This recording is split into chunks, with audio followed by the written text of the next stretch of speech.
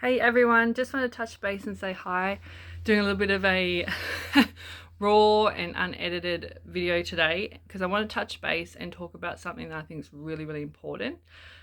Just a bit of context, I'm in my spare room cleaning it out on one of the days that I am able to sort of spend that time and energy to go through stuff. So I'm in the middle of cleaning out all my shit, and I thought it was a really good opportunity to touch base and share a little bit of an analogy that has been really, really supporting me at the moment. As I've been working through a number of different things in my personal life. But I'm also seeing it all around me at the moment. There's a really prominent theme for the people in my circles, and I'm seeing it kind of in the world in general.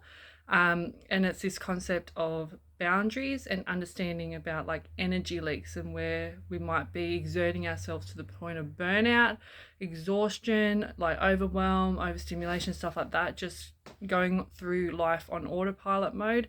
And you got zero judgment from me because that's literally why I had the period of time off that I've been having, and I'm not fully out of it yet. I'm sort of coming back out of it now.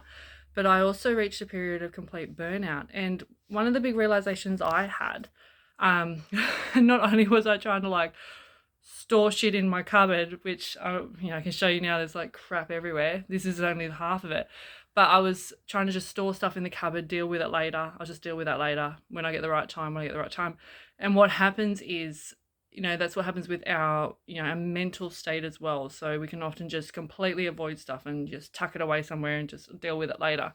And what happens is, it slowly creeps up on us because then we've got to pull it all out because we want to get to something. When we want to get to something, everything else comes out.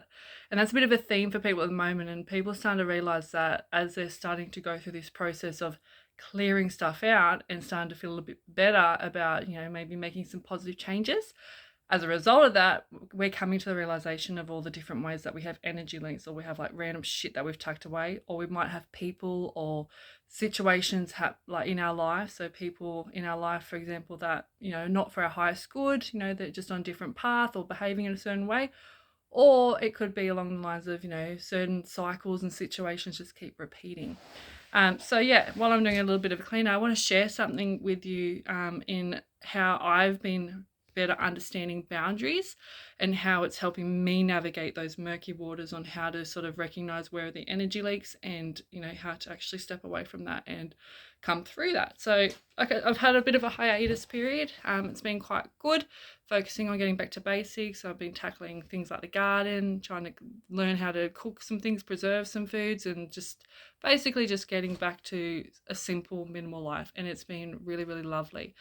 And a bit of detoxing as well, which has been knocking me around. But that said, boundaries. So I want to talk about this because many people around me are sharing like all these different like concerns and what themes in their life, and it's something that I resonate with because it was probably the last couple of years has been the biggest theme in my life, is working out, okay, well, it's all well and good to sort of clear stuff out, but what happens is we keep bringing it in, and often the stuff around us is an indication of that as well. So we can often be overwhelmed by the stuff around us, and they often say, your home environment can also be a reflection of your mental health, and that's very true. That I can definitely I agree with that. I could definitely vouch for that.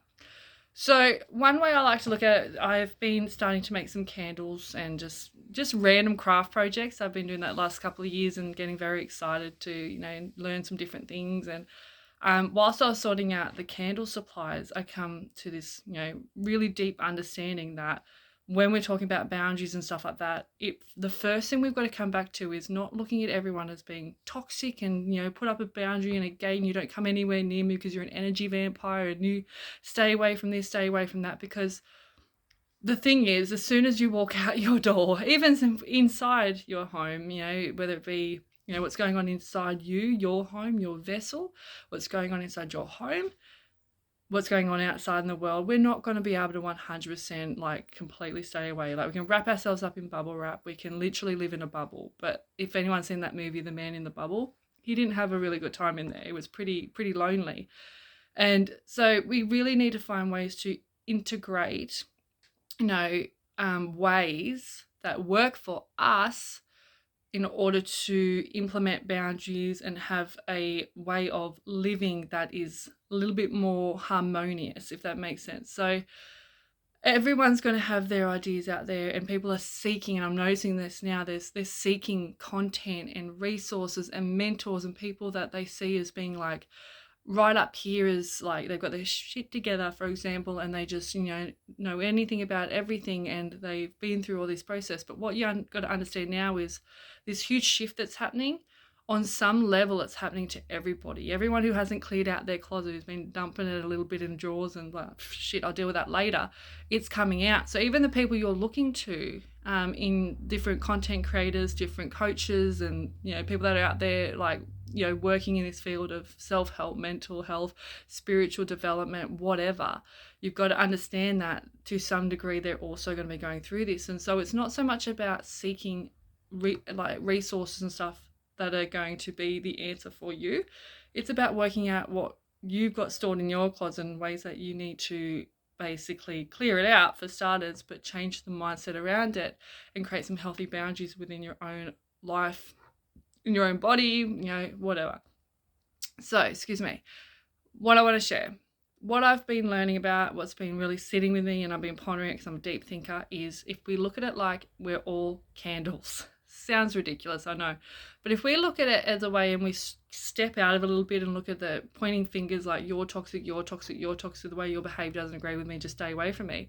If we can really shift that and be like, okay, all right, so we're all candles. Some of us are shining bright, like we're lit, we're lit, we're sort of shining bright, we're in this sort of stage, and then some of us might not have our flame at the moment. We might be burnt out, we might be disconnected from ourselves, or connected, not feeling connected to anything outside of us. And so if we look at it like that, so we all have the elements required to hold light. Okay, so we're all vessels for light. Every single one of us, doesn't matter what person we're talking about here, what they're doing, they all have the capacity for light, because everything's on a spectrum. You got to remember, when we look at the war against light and dark is, and this is one thing, I went down this rabbit hole and I kind of, my ego loved this ride down the roller coaster on this ride. When we look at it from this battle between light and dark, and I'm a light worker, or I'm this or that, these terms many people in the spiritual community are going to have already heard, or you're going to come across them. It can absolutely add to this feeling of separation and disconnection within yourself and the world around you. So you got to remember as well that when we're looking at content creators and looking for resources, we've got to ask this question first and foremost. Okay, does this actually help us remember that we're one? First and foremost, that we're one. There's a level that we're all interconnected. We're all from the same source of creation. We all have the ability to create, to co-create.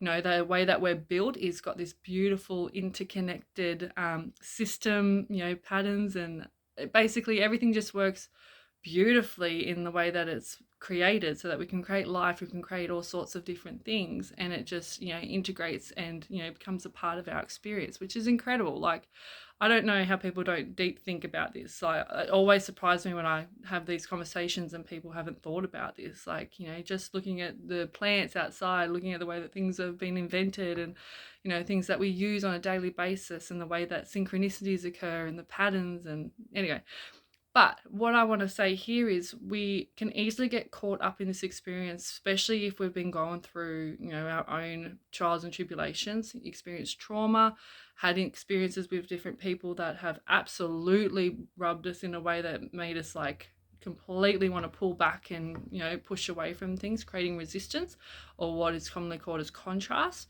But what we've got to understand is that we are all connected, and when we get back to that basic level understanding, and that candle example, what are candles made out of? Wax. You've got a wick, you've got all these different elements that need to be present to hold light, to hold a flame. And if we understand that some flames are out, some flames are burning bright, and that's not necessarily a bad thing, okay? Because with the sense of polarity, how are we going to appreciate either side of the the fence here? So if we look at shining bright, if everyone's candle was just burning bright and we're all connected and stuff like that, well, it doesn't really give us a chance to explore the depths of like the shadow space. And in the shadow space, there's a lot of room for learning new things, integrating new things, and there's a lot of positive things that come out of the shadow space. I'm not talking about, tapping into like your inner dark side and sort of integrating that and sort of, going on those hunches or those primitive needs and stuff like that that might harm someone. That's not what I'm referring to. The shadow is anything that is suppressed that we consider to not be acceptable, or it could even be the parts of ourselves that we suppressed as a child because it wasn't socially acceptable, that kind of thing. And we've got to go into that and also understand our primitive state. So we need to look at the shadow to a degree, and many people will avoid that. They'll be terrified of the concept of a thing called shadow work, understandably, because it's very connotation, especially with all the the external influences at the moment swaying a lot of people's understanding. It's going to steer a lot of people away from going down that path because of the way that it's been heavily influenced as being negative or positive or whatever. So basically where I'm going with this is, for those that are struggling with this concept of boundaries, when we can step out of it and come back to this understanding of oneness, we're all a candle. We all have everything that we need to be able to hold light. Some people's light is out. They might have been in the elements for too long, for example, and wasn't able to hold it for that long. And we all have the capacity to help another person find their spark, okay? Because we are all part of the same source of creation. So we are basically, when we come closer together, we all have the capacity to positively or negatively affect another person. Okay, so if you think about candles and say one's lit, one's not, you put them together, you'll be able to light the other candle, won't you? If you think about candles in terms of you're holding your light, you can concentrate on it, you can keep on top of it. You're trying to hold too many candles, what happens? You get burnt. Much more risk of getting burnt, like wax dripping down and getting you, or in the real case scenario, when you're trying to hold too many people, you're not going to be able to focus as much on your own light.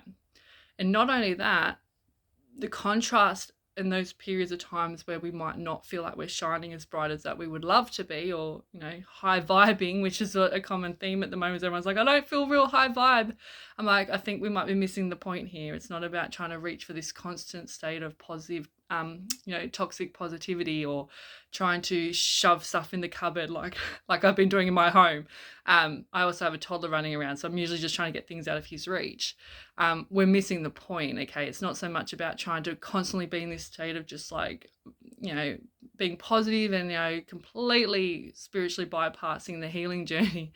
And what I mean by that is just trying to avoid anything that would be considered a lower vibrational emotion or feeling. It's not so much about avoiding them, but accepting that it's there. So a good example with that candle is, like I said, you try and hold it for too long, you get burnt. Everyone's burning out together. Well, we don't have as much burn time, do we? And not only that, it would be a pretty boring experience if we just walk into a room and it's just all light. Yeah, so how could we experience what we need to experience if we don't have those periods? So many people, myself included, so not judging, 100% went down this path, honestly believe that, say, a healer's journey or a healer's path is to just look for all the people that don't have their light and try and light them up, and look at everybody, like basically seek out those that I thought need help, forgetting that I also haven't had the necessary periods that I needed without a light. So it's like this deep appreciation for having light or dark or whatever it is that you've been through and what you've moved through. We can often just seek out other people because we're fearful. So when you look at it like this, so if we're considering, say, a candle burning bright and everything we're seeing in our experience is just a lot of candles out, and they just all need to be lit because people are either disconnected or they're doing things that are harming them and they don't know, subconscious.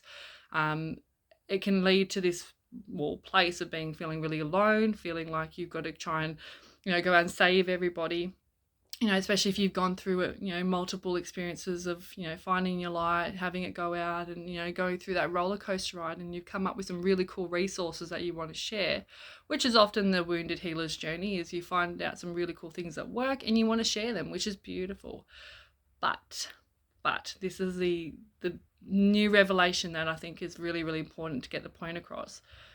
On that wounded healer's journey, when we're viewing everybody and seeking out or differentiating between, who's shining bright and who's not shining bright, we are actually really disrespecting on some level the person's basic makeup to be a vessel for holding light. So it's looking at people differently, it's creating a sense of separation, and it's forgetting that during that period that there is something really beautiful that could be occurring.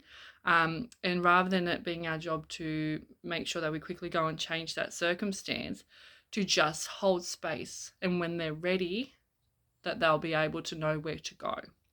Now, this is what you've got to understand. This is where a lot of people burn out, is a lot of people will try and help people that are not ready.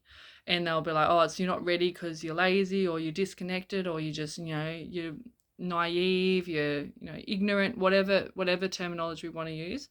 But sometimes they're not ready because they're not quite through that period of time where they need to come back just yet. Okay, there might be something that their soul's craving that they learn in that time frame.